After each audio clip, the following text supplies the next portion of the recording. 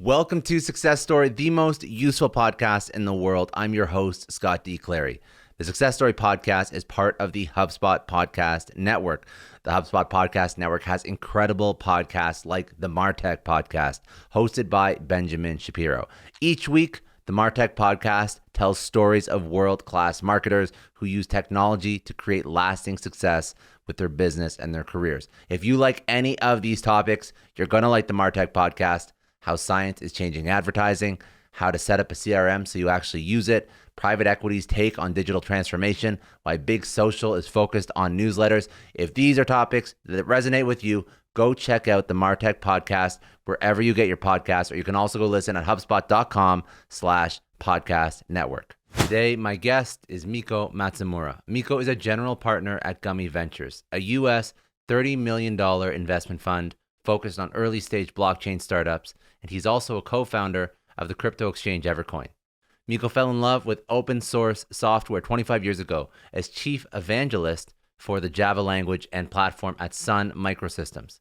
Since then, he has been building open-source startups in Silicon Valley, including raising over $50 million in venture capital for developer platform companies such as Gradle and financial infrastructure companies such as Hazelcast. He has participated in multiple exits, including INFRAVIO, webMethods, and DB40.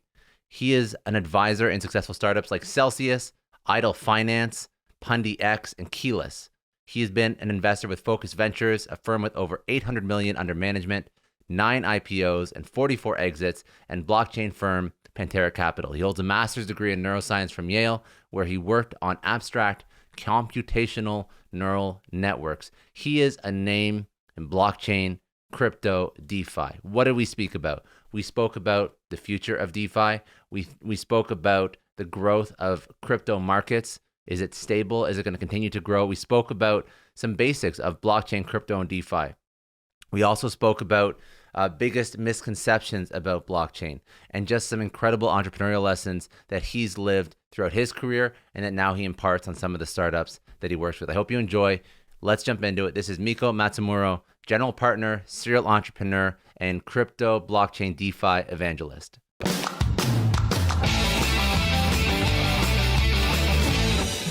It's really, I think I have to go like way, way back, and I'm hoping it's not too grinding, but I think I was always sort of a computer nerd. And when I reflect on it, I really think that the thing that I was most seeking is like fairness and like order, right? So rules, like basically a place where I could go where it was peaceful and everything was orderly and lawful, So I think that's why I became sort of a computer nerd. My first computer was an Atari 400. It had a 16K of RAM, which is pretty amazing. Like these days, you can't even put like a GIF image into a 16K. Like this, it's pretty small, and I really just kind of was geeking out with that the whole time. Now, it's so crazy because the journey I've been on is just extremely nonlinear. I'm 3 years now into venture capital as a general partner, and before that, like 25 or so years in entrepreneurship, and before that, academia. So, I went to Yale University for neuroscience. So I was really studying mostly abstract neural networks and computation. So I kind of have a bit of an AI background, but it just turned out with the twists and turns that I got really interested in open source software.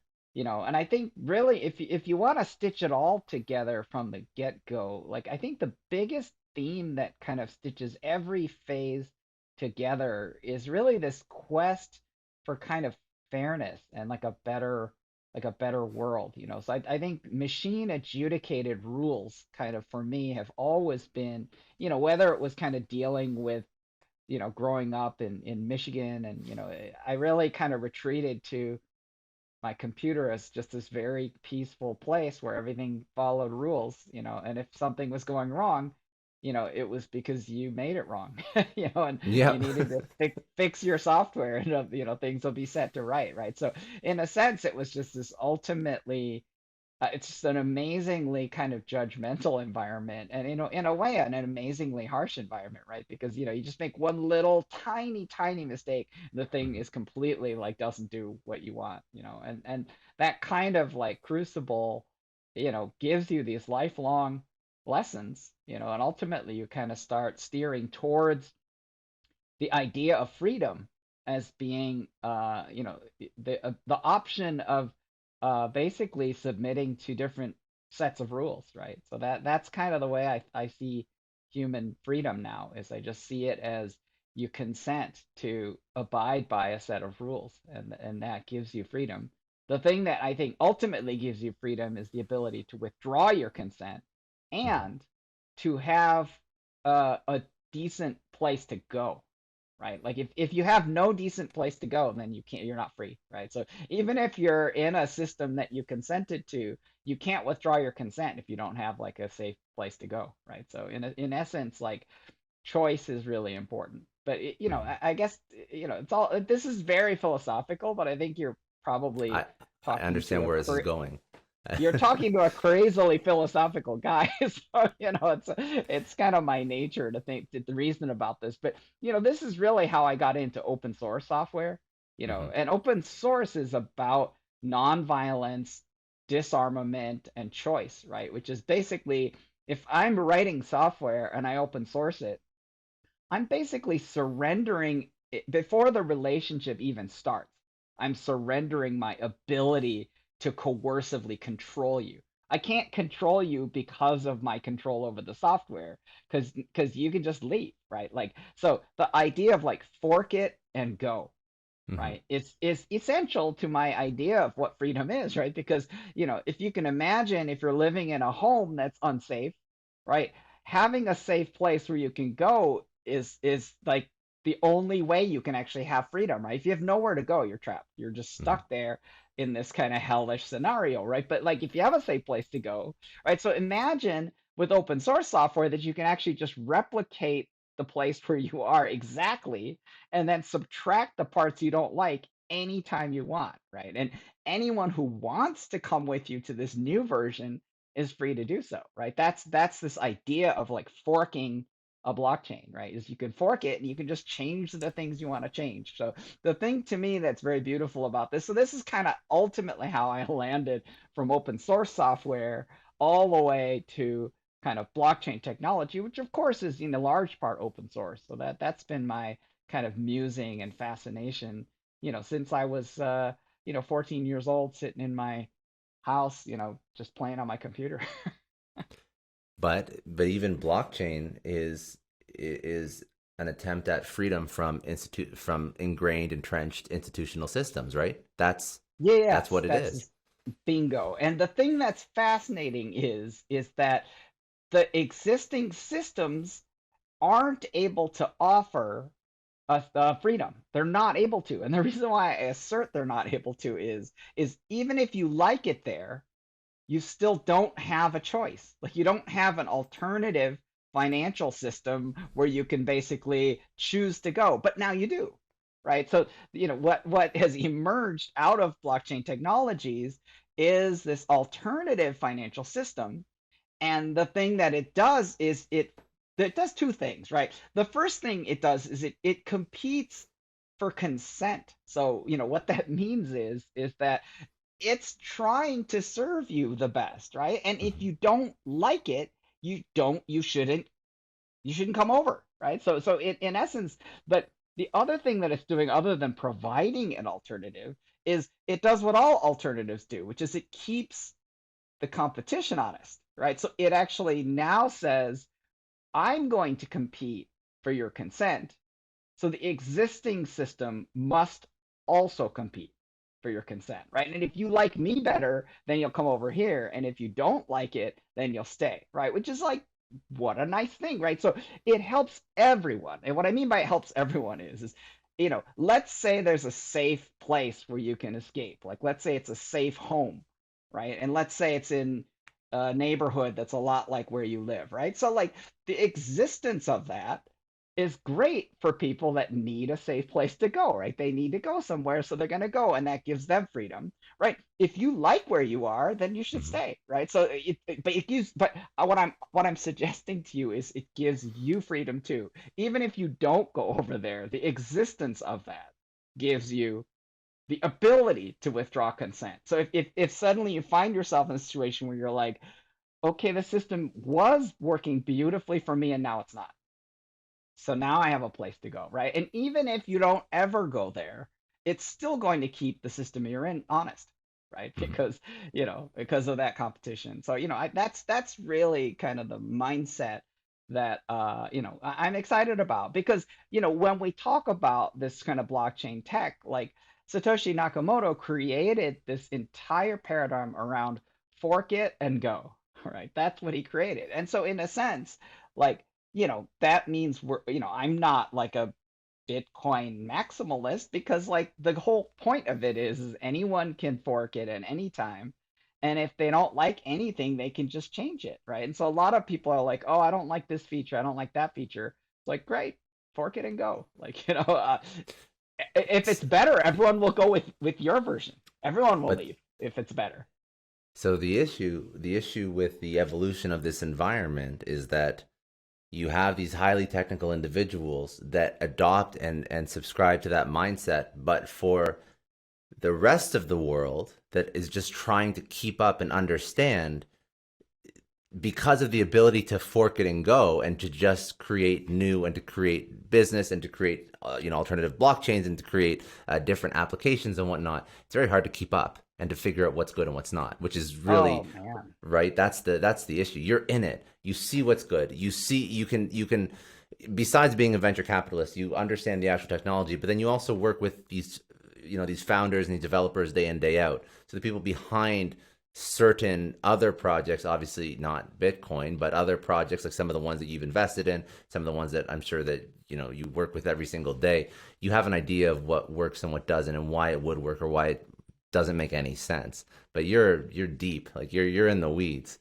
So that's the issue that everybody's running into, right? I think that is very, very legitimate, right? Which is that it is like this revenge of the nerds type of a universe. And the thing that I think is so important is this, right? Which is, I think to me, if I were to give any single advice to people who are new in this area, is I would say like, don't be in a big hurry, right? Like just go in, don't invest like a huge amount. Like just see what happens, right? Because the Yeah. point is like there's some games where you consent, and I call them games, right? I'm talking about a system of rules that you consent to operate under, right? So this could include a country where there Hmm. are laws, or it can include a monetary system like a Bitcoin, or it can include open source software. It can include a literal kind of a video game, right? Like all of these systems have rules that you consent to agree to. So the thing is that oftentimes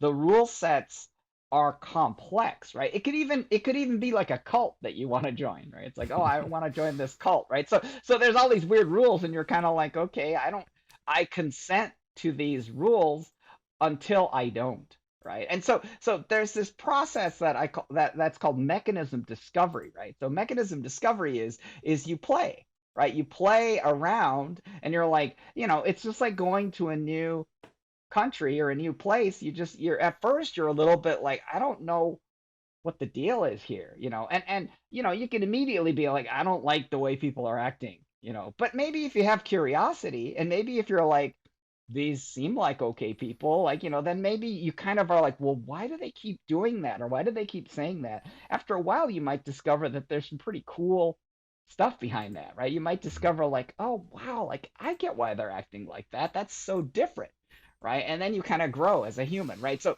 or it's a cult. And you Hmm. show up Yeah. there, and after a little while you're like, wow, like this whole freaking deal is rigged against me. Like they're trying to like mess with me and like take over and steal my house. I don't know what they're doing, but like my point is that um that's why the ability to withdraw consent is so important for any reason at any time, or for no reason at all, right? Like if you just are like, I'm done here, like boom, you Yeah. should be able to get out. Now, the thing that's a little unfortunate is that there are systems in blockchain and in the Bitcoin area where you can't leave, right? Like for example, in some cases where there's like a scam, like you Hmm. deposit a bunch of money and then you go over to the withdraw section, like, okay, I'm ready to withdraw. I'm kind of sick of this place, and you click withdraw, and then it just there's some it's a software bug, like you can't get your things out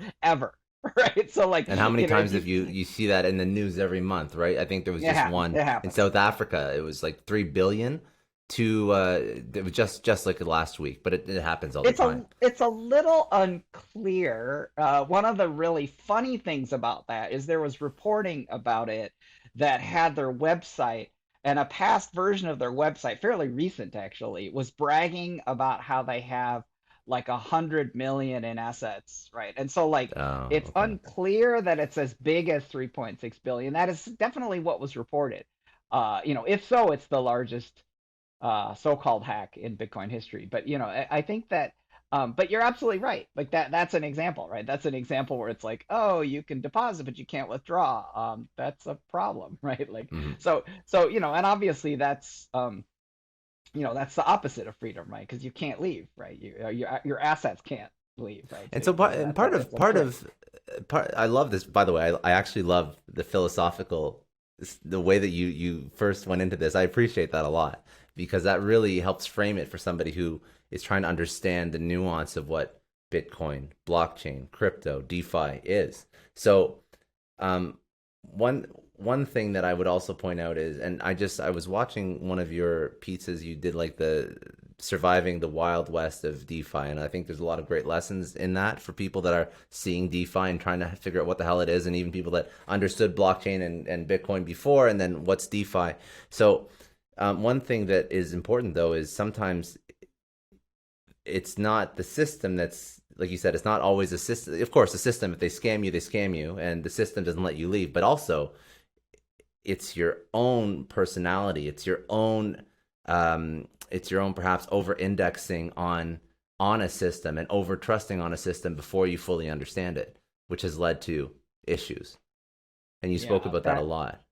that is absolutely core, right? Which is, I think to me, people don't have a really good sense of like risk management, right? So if you watch professional asset managers like venture capital, right? One of the Hmm. key principles is diversification, right? Because, the thing that's really important to ask yourself is like, do I know what I'm doing, right? And by the way, the definition, so if you read the book Zero to One by Peter Thiel, right? He effectively defines an investor as someone who doesn't know what to do, right? And the reason he defines it that way is an entrepreneur is someone who's basically quote unquote knows what to do because they're just doing the thing, right? So for example, if you take, his most famous investment, Facebook, right? Like if you're Mark Zuckerberg, you're not diversifying. You're just going to go 1,000,000,000% into Facebook because that's the thing, right? And so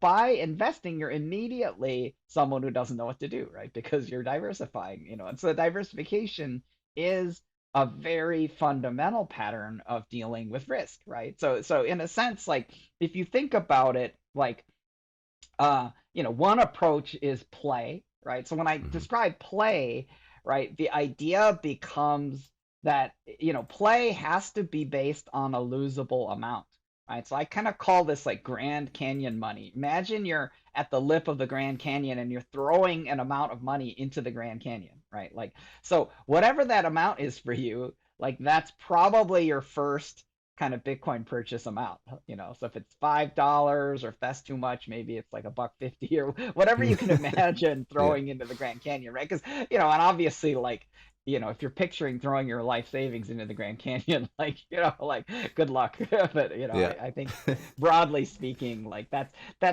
the first thing, right? Play. And then I think as you start to kind of get your feet wet, then diversification, right? Where you basically take the number of Grand Canyon units and you maybe multiply that by like three or four, and then you try three or four different things, and each time you're kind of learning more and more about these games, and as you learn more, you have a better and better chance of like deriving your own opinion. Because that's the thing that I think is unfortunate is, you know, the existence of influencers in crypto is like just human weakness. Like Hmm. it's really, it's been, you know, it's been a toxic effect because, you know, most of the so-called influencers are, you know, they're self-interested parties, right? They're basically predatory. So, you know, that's so just blindly following what other people tell you to buy on the internet is just provably bad.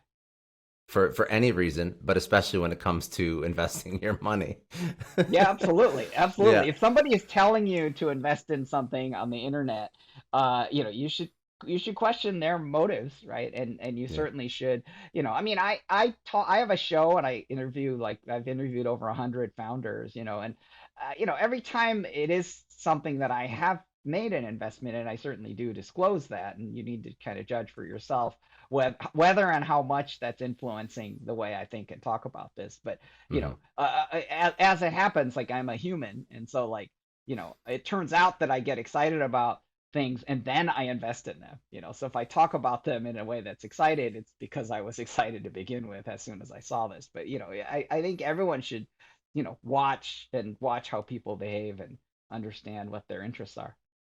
Um, what is your because you've invested in a variety of different startups. So you've invested in in some various blockchain applications, but you're speaking a lot about DeFi now.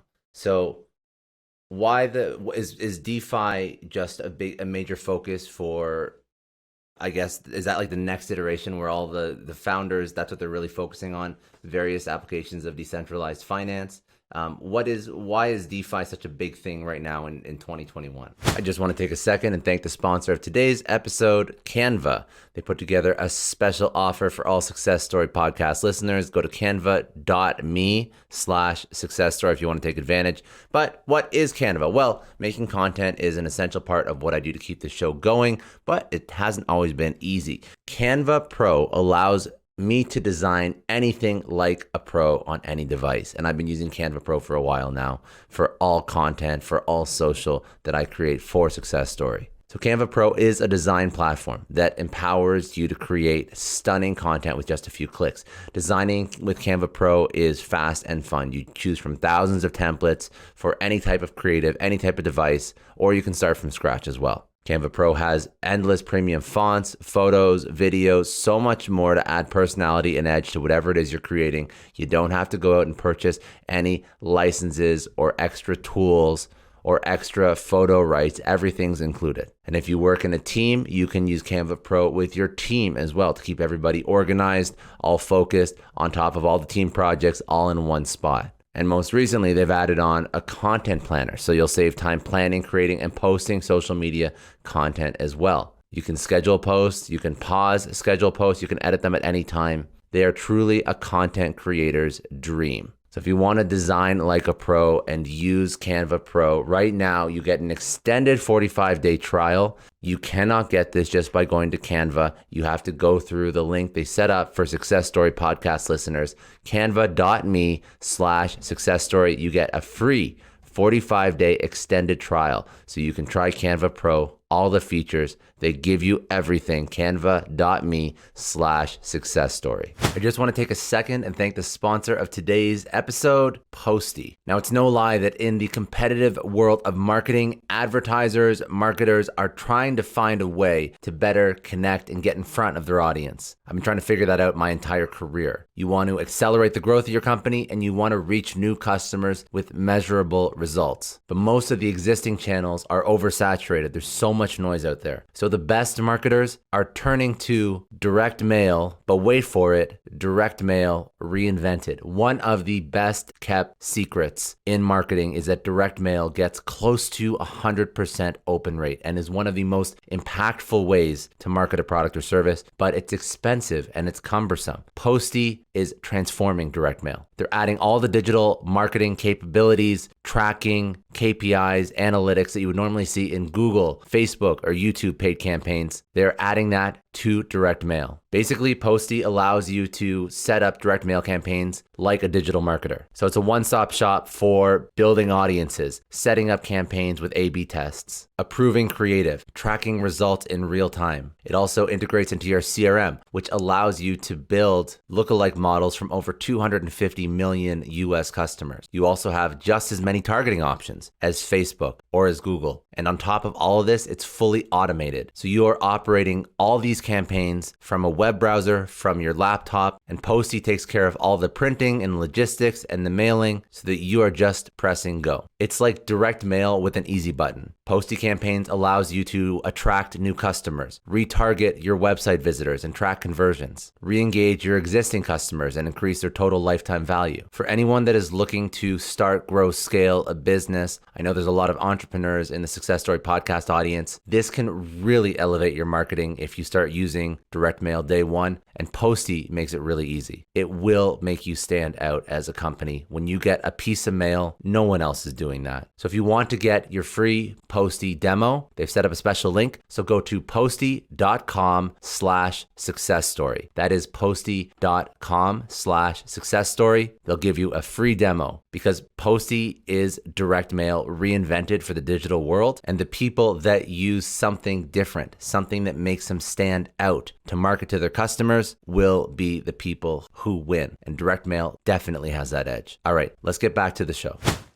Yeah, DeFi is like effectively a killer application for blockchain technologies, right? Because the thing that powers it is the idea of programmable money, right? Mm-hmm. And so the thing that becomes fascinating is how much automation and how much kind of sort of excitement that you can get by kind of having automation kind of taking over finance. So you have properties in DeFi like transparency, you have properties like pseudonymity, you have properties like um, automated liquidation, so you have all these really, really super powerful properties that enable this kind of decentralized finance system to scale much, much bigger than traditional finance, which is subject to really complicated issues. So, we definitely are exceedingly bullish because, ultimately blockchain, back in 2017, it was mostly just speculative projects,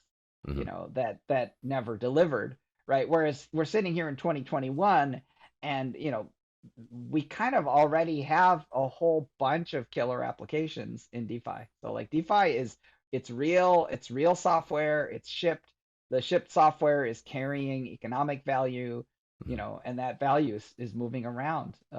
So it's that to me is like really proof positive that this stuff works and it actually does what it says on the tin, and that people are actually now getting value out of it. Because I think in a way, like obviously there's sort of a speculative value, but I think Mm-hmm. that what's more important is that these systems serve, users, right? And when if you think about DeFi users, those users are basically, you know, opting into a financial system, and they're getting financial utility out of this financial system. So that's why they're using it and that's why they're doing it. And, they're doing it quite a lot.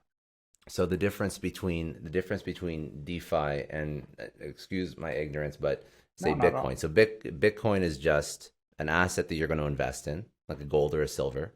Has no application in terms of replacing an existing process. For example, DeFi would replace potential existing processes much more efficiently, can scale it to scale it globally. Um, but does it also has an investment component. So there's still an investment component. There could be an depreciating asset that's layered onto these decentralized finance applications, or are those things separate? Is there no more Yeah, yeah, investment yeah. into? Yeah. No, no, no. It's absolutely fair to say, right? So, broadly speaking, the emergence of decentralized finance has produced an investable unit, which is about effectively governance, right? So, Okay. effectively, these kind of governance tokens are being used because effectively they allow for future participants in the network to govern the state of cash flows within the Hmm. network, right? So in effect, those votes become de facto control over the network. So that's kind of As opposed how. to a central authority that would have That's right. that That's right. governance So power. Yeah. correct. So the governance is basically done, in most cases by things like voting, Yeah. by the stakeholders. So that's what we're seeing. Obviously, decentralized governance has kind of quite a ways to go before it hits maturity. There's going to be a lot of tools, a lot of incredible discoveries, some chaos, so it's definitely a young field, but I think it's handling billions of dollars in value, on a daily basis. So it's definitely reaching a critical point, where it's effectively deterministically a thing. With respect to kind of defining terms, obviously DeFi is decentralized finance. There are a lot of different definitions flying around, right? So I think it's important to kind of like, stand on a bit of a grounding, right? So Hmm. the way I look at it is that it is about programmable money, right? So effectively, what it does is it secures the computations around transacting, right? So it's effectively automation, right? Hmm.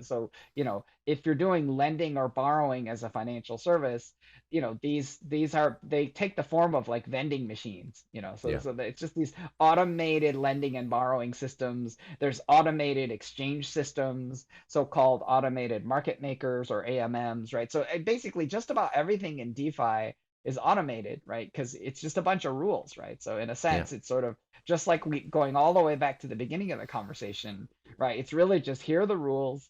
You can consent to playing by these rules, and the thing that should give you some degree of confidence is the data is open, Hmm. says transparent, so you can see everything that's going on. The code is open, so you can actually read the code and you can understand. I mean, some of us can understand Yeah. what's going on, and then further, that all informs your consent, right? Where you're effectively looking at it and you're like, I agree. I can abide by that. And the thing that I think gives people confidence is machine adjudication, right? So you, Hmm. you can just say, okay, well, the machines will follow the rules. Like I'm very confident in this system that the machines are going to follow these rules, and I don't have to worry about someone trying to do something weird because I think the machines will take care of the rules. So that's the Of bet. course. And I think that, and this is actually sort of as you see the DeFi landscape evolving. You said it's still early on, but I think that what a lot of issues that people had with early blockchain applications is they couldn't easily replace a consumer application. The interface, the lack of ability for most people to understand and read into the code, that's a major inhibitor. So with some of these applications, maybe just like walk the audience through a practical example of something that does have significant market share versus its non-decentralized counterpart that is easy for people to use. Yeah, I mean, I think that to me, it's so early days. So, if we're going to try to point at things that are easy for people to use, I think you're going to have a hard time coming up with much, right? To be perfectly honest, No, that's the fair. thing that, That's fair. I mean, I'll tell you why. The reason why is that it's really this thing called cryptographic custody is the problem, right? Which is, so I had a friend. So my fund is invested in something called OpenSea, which is sort of a non-fungible token. It's sort of a collectibles marketplace. Hmm.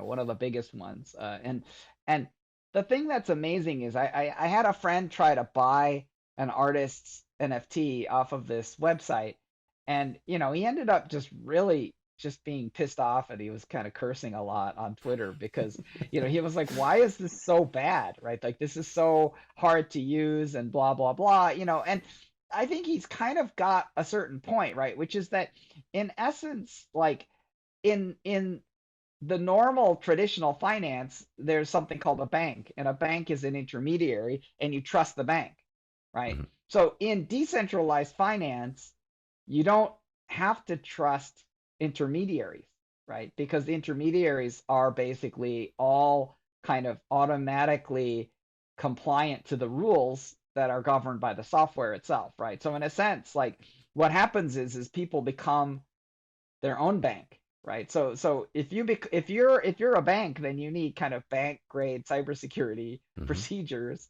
And so the point is that self custody of cryptographic assets is still janky and hard and confusing and not ready for consumer prime time. So, ultimately, if you point, to point at like consumer applications, and say, okay, well, these are going to be the consumer applications that are ready for prime time in blockchain, they're all what you call custodial. And what I mean by custodial is that they all involve having a trusted intermediary, right? Because the Okay. trusted intermediary handles the custody. And that's how Coinbase works, by the way, right? So Coinbase, every user of Coinbase has to trust Coinbase, right? And if Coinbase decides to kind of screw everyone, like it's possible that they can. They have the ability to screw over all their customers. Hmm. I don't think they will, No.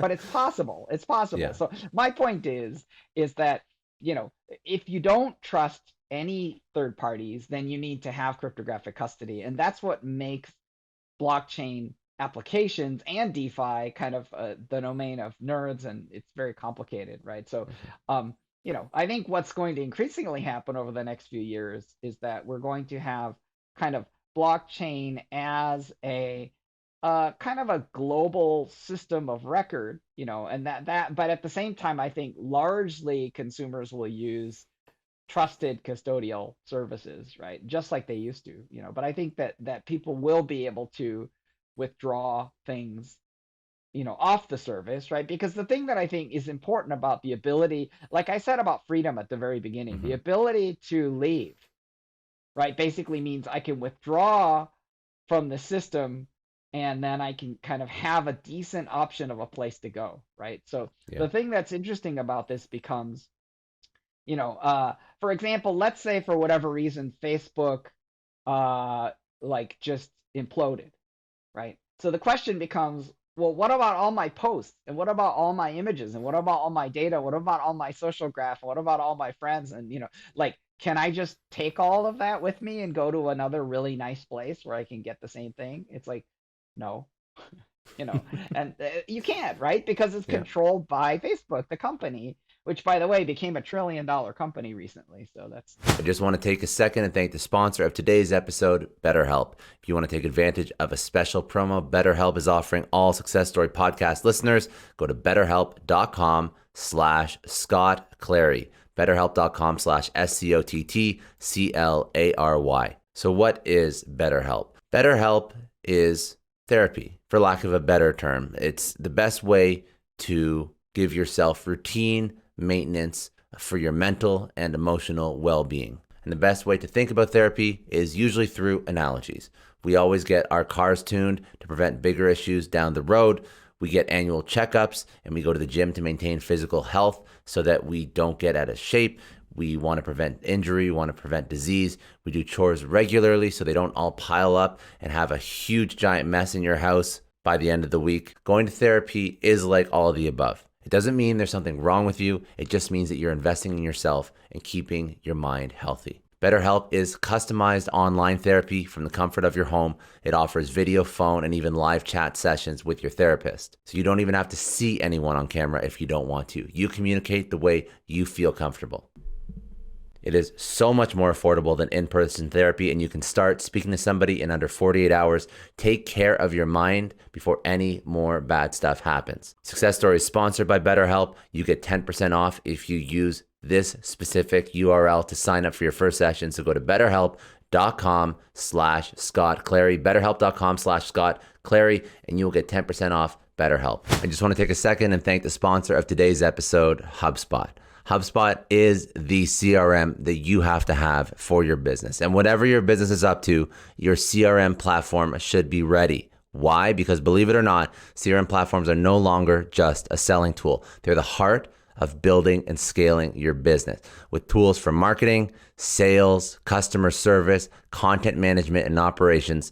The HubSpot CRM platform is fully customizable for whatever your business needs. Use HubSpot to meet customer demand. Align your teams, work smarter, not harder, scale up without having the need to slow down. With total control and over 650 integrations, HubSpot enables your team to succeed no matter how big or how small. Whether you're just getting started or looking for a robust system, HubSpot is the #1 CRM for scaling businesses. Learn more about how you can customize your CRM platform at HubSpot.com. Did they? Exciting. Oh, that's Yes, news. I didn't know they that. When was that? they very recently. So Oh, okay. in the past week. So That's so it's a incredible.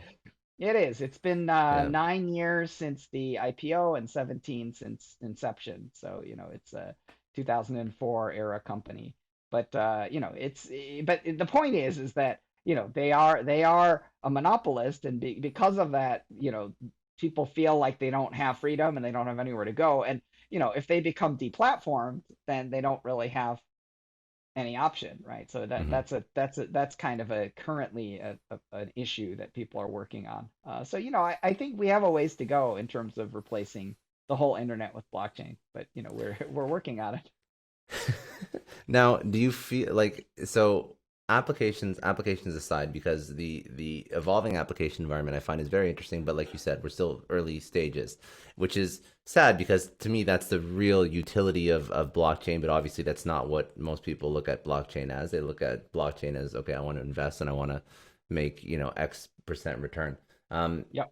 where do you think the market is standing in terms of investment opportunity? Of course, not a recommendation, just for entertainment purposes. I'm curious as to your opinion if this growth of the market is sustainable, or if there has to be, again, like mass adoption milestones that have to hit so the whole market can continue to sort of grow at this trajectory. I've become a little bit leery of kind of mass adoption. Mass adoption is a little bit like democracy. Like it's pretty nice kind of in theory, but Hmm. without education, it has a dark side to it, right? Which is, I think our last attempt at mass adoption featured like a bunch of, Doge coins and, Yeah, I know. Shiba So that's coins, not and the mass adoption we need. That's no, not it's what we not need. that. That's not what we need, right? What we need is, we certainly need all of those people to come back, right? But we need them to come back smarter, Yeah. right? Like we need them to have learned a lesson, right? And it's a bit like, a training. I mean, it's a little insulting to talk about people in the context of a dog, but hopefully, they got swatted in the nose It's with an a analogy, newspaper, yeah. and yeah, and hopefully they're going to come back a little smarter, and some of them won't come back at all, right? So the lesson that a lot of people may have learned is, oh, cryptos are bad, right? And Hmm. that they may have learned that lesson, but yeah, I think everyone will eventually come back, because it's my theory that all of these systems, like all they do is they constantly experience developer improvement, and they just evolve.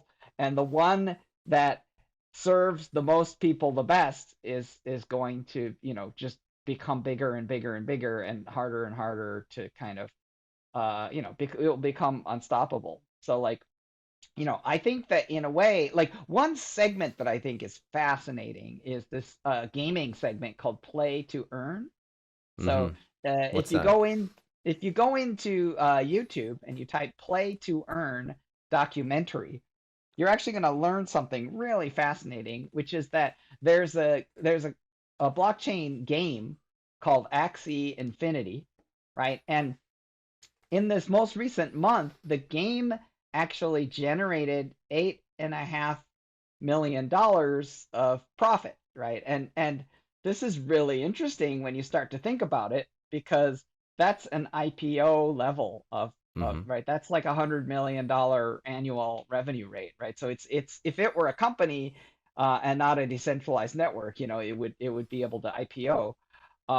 And effectively, what's happening is that people in places like the Philippines and Indonesia are playing this game Axie, and they're basically playing to earn like a living, right? And so that's one of the things that's incredible about this phenomenon is that people went during COVID from driving a taxi to driving these little video things called Axies, and they're actually making more money doing that than they were doing things on.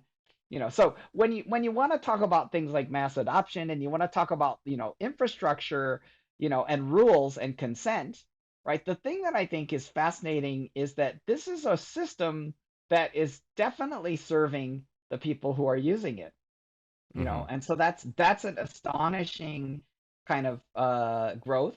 And we my fund invested in like a gamer guild, and this guild their entire goal is to collect players of this game and effectively rent them the game pieces so that they can play the game and earn money. So it's really this absolutely wild and incredible frontier.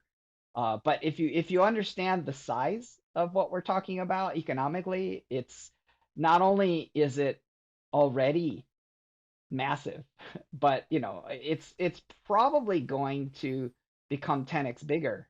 So it's truly so that's an impressive corner of the world. I guess what I wanted to say is I wanted to say that this is such a strange place to look for mass adoption, but to me you have to look in the application arena, right? Which is you have to look at people using it because they want to, right? And the thing that's really interesting is it turns out that these players are willing to jump through the complicated hoops of custody and self-custody of blockchain assets. And the reason they're willing to jump through those hoops is that's how they put groceries on the table for their families, right? So it's like, should I learn how to do this blockchain stuff? It's existential. Like it's basically Yeah. like, oh, COVID hit my family, we don't have any jobs, like what do we do? So now they've joined this metaverse economy and they're playing this game, and it's really like a rocket ship. So that thing is very powerful. Very interesting. So I hear what you're saying. It's less about global mass adoption, which is almost like almost like a goal that's a little bit too large to even understand. And it's more about the applications that we are investing in, rolling out. They're serving the communities that actually want to use them effectively to quite literally like to change lives at this point. Yes, yes, that's the thing that's amazing, right? Is that Yeah. is that regardless of what you want to say, this firm, Yale Guild, has tilted up 2,000 to date players of this game, and 2,000 people's lives have already been changed, right? And Hmm. people are like buying houses, and they're definitely being transformed by their participation in this economic network, right? So it's a stunning realization. And the reason why these things matter so much is because the idea is that there are only a few ways for these so-called games to end, right? Like one way to end is that somehow the rules were not fair, right? And then that the end of that game is what's called rage quit, right? Where people just are like, okay, this sucks, I'm out, right? So that's one, right? But so what if the game continues to be fair, right? If the game continues to perpetually be fair, right? Then the question becomes, what are people getting out of it? And if they're getting something valuable out of it, then they'll stay, right? As long as the only situation where someone will leave a system that's been fair to them, that's producing benefits to them, is that they actually find a better system, right? They find a system that's almost exactly like this one that's serving them so well, except it has this improvement that serves them Hmm. even better, right? That's when they would leave, right? But to me, like, that would be great too, right? So, in That would be great too, essence, but they're on the bleeding edge right now. Like we're dabbling in human psychology, and and absolutely. and why human psychology will, by this definition, I don't disagree with you, is going to almost guarantee the future progression of this entire, I don't want to call it an industry because it's not an industry, but this movement, if you want to Yeah, call it that. agree. No, agree, right? Which is that ultimately the thing that matters is freedom and fairness, right? Hmm. And the reason why those things matter is because it turns out that people naturally so to me everyone knows that there's something a little wrong with the economy the way it is, Hmm. right? It's a bit like when you're watching the movie The Matrix, right? They have this kind of Yeah. idea that something is bothering everyone, right? And in a sense, what's bothering people about this economy is that it is extractive, right? So essentially, the economy performs an extractive function on everyone in it.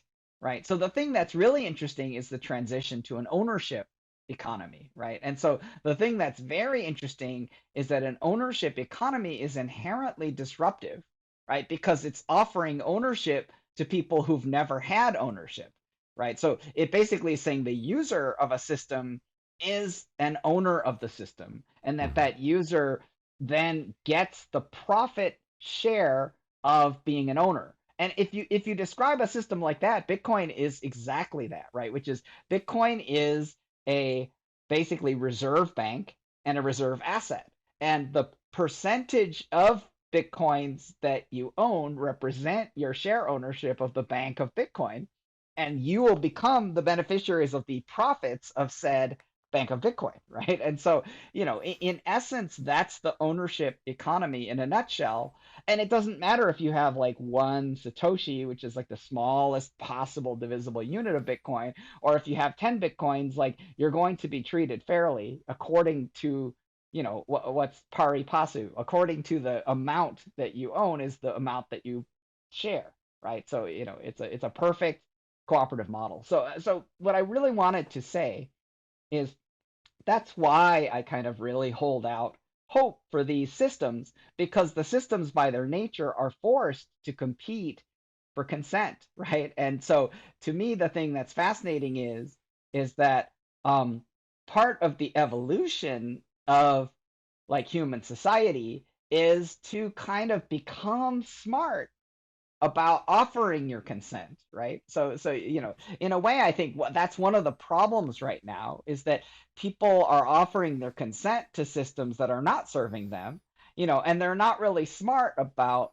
like why they're doing that, right? They haven't really sussed out like why does this system get my consent and why Mhm. does this system, not, right? And so I think people haven't kind of understood that, that's what they need to do. And obviously like this is part of the entirety of human existence, right? Which is we enter into systems where we don't understand the system and we figure it out and then maybe we leave, right? Like that's almost the same with human relationships where you're basically like I'm Yeah. entering into this system, I don't really even know what the rules are and maybe we're making up the rules as we go along, but Yeah. at some point you may be like I don't like it here anymore, and obviously if you have the ability to go to some place that's safe and equivalently good, then you're free to do so. And that's what I think is going to drive the growth of this. Amazing, Miko. I feel like I feel like you could go on for a while about a variety of topics. I don't want I that was that you know what? Let's we this is like a nice little primer into the philosophy and psychology that drives blockchain Yep. applications, DeFi. I really appreciate it. I always like to go into a little bit of like rapid fire to pull out some life lessons out of your Yep. career because you obviously have had an incredible one.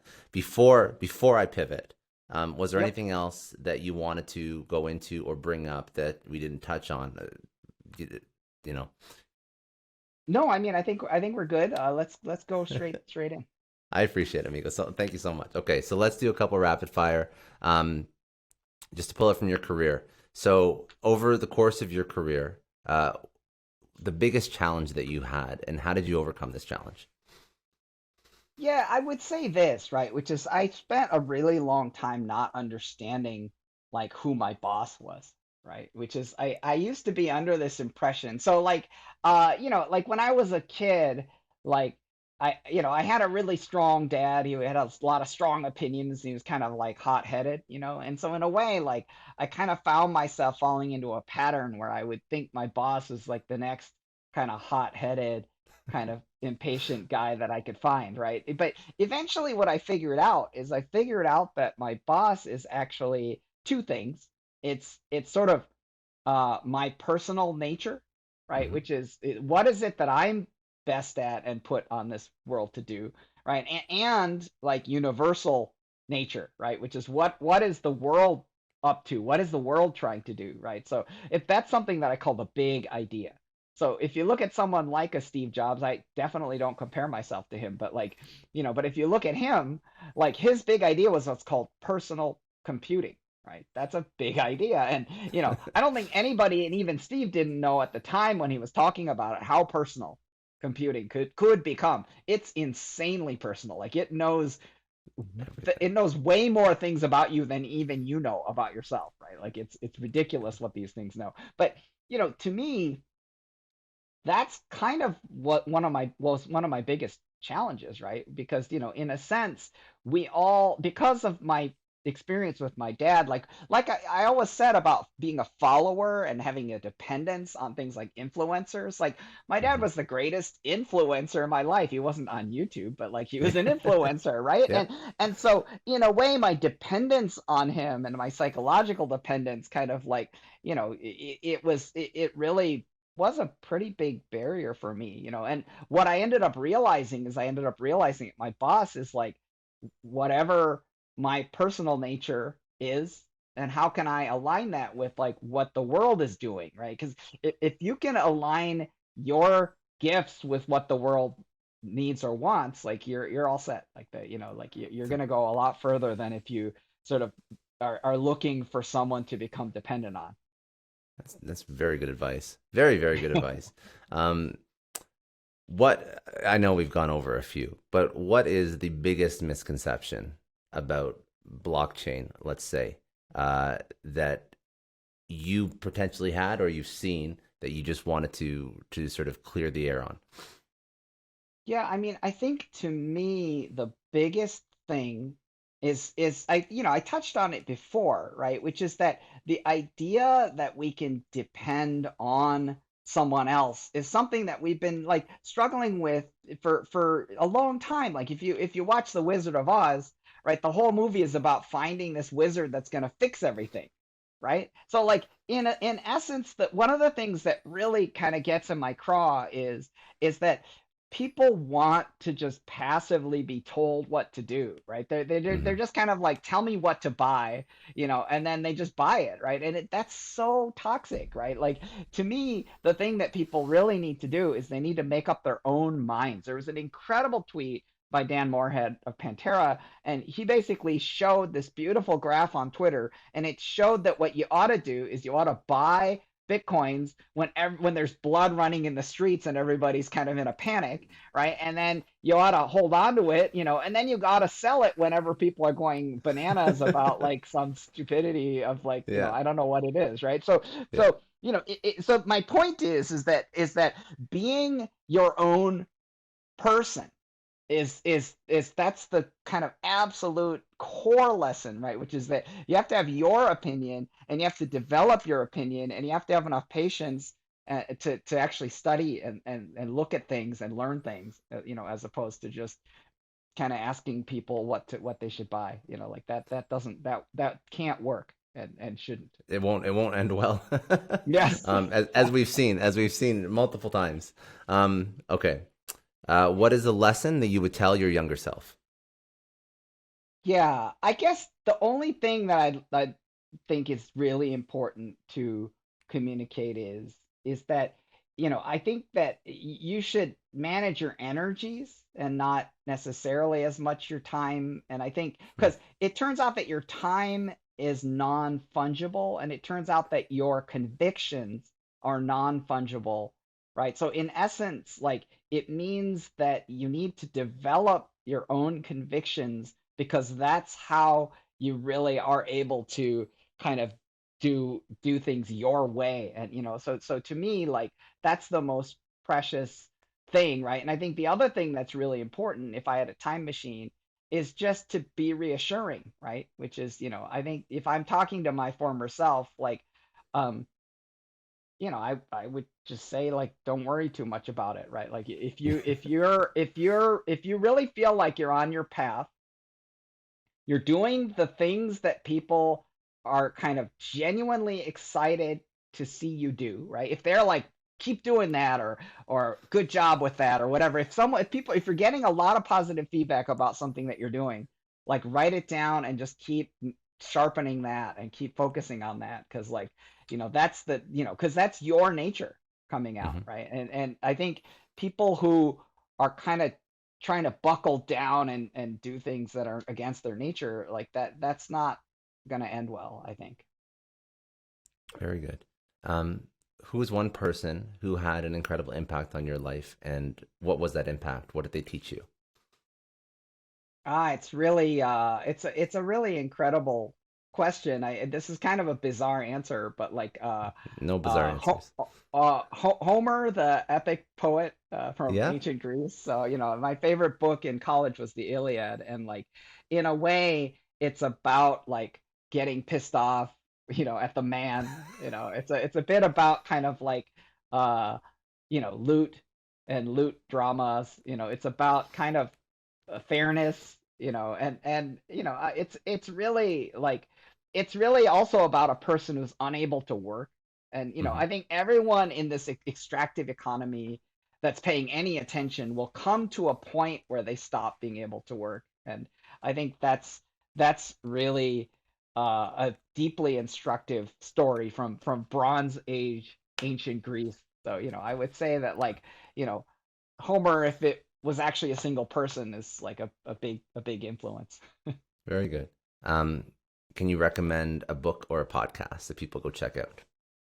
Yeah, absolutely. I think the cheap shot is my own, which is miko.com/bits. But I think if I were to recommend a book, I would recommend the Book of Satoshi, which is the Satoshi Nakamoto collected writings. That's a awesome book. And definitely, I think the best possible place to learn about blockchain and Bitcoin is from books, because books take a long time to write. So, like, they're not gonna tell you to buy a Dogecoin or something. They're gonna actually like, it's gonna actually be a deeper understanding of the phenomenon, and that, that's gonna be good. I like the Little Bitcoin book. That's a great book, and for Bitcoiners, and so I think those are great places to kind of educate yourself. Very good. And then last question, what does success mean to you? Yeah, I think success absolutely has to do with these perfect moments. And the perfect moments are the perfect alignment between what you're supposed to do and what you're meant to do, like your own nature and universal nature, right? Because if you see some crazy guy in the Olympics doing something weird like the triple jump, right? Like it's that crazy combination of a person whose legs are kind of abnormally long, they go all the way up to his neck, And so it's sort of you're seeing a person who's like designed to do the triple jump, right? And then, Yeah. but at the same time, that person has like worked their ass off to do that, right? So what do people do when they see that? What they do is they just instantly think like, go get them. Like everyone wants to support that person, right? Because they're just like, that's incredible. Like, I can't believe my eyes. Like, that person just went like 30 meters in three jumps, or it's insane what people can do, right? So, like, if you are able to kind of express your actual nature of who you are, and you're able to align that with stuff that's happening out in the world, like you will be unstoppable. You'll become a force of nature. So that I think is, that would be my closing comment is, you got to find out what that is for you. I love that. And then you mentioned your podcast, but your socials, your website, podcast, where can people go connect with you? Yeah, the easiest thing is miko.com is my website, miko.com. All my socials jump off from there, my show, everything else. So it's Awesome. easy to find.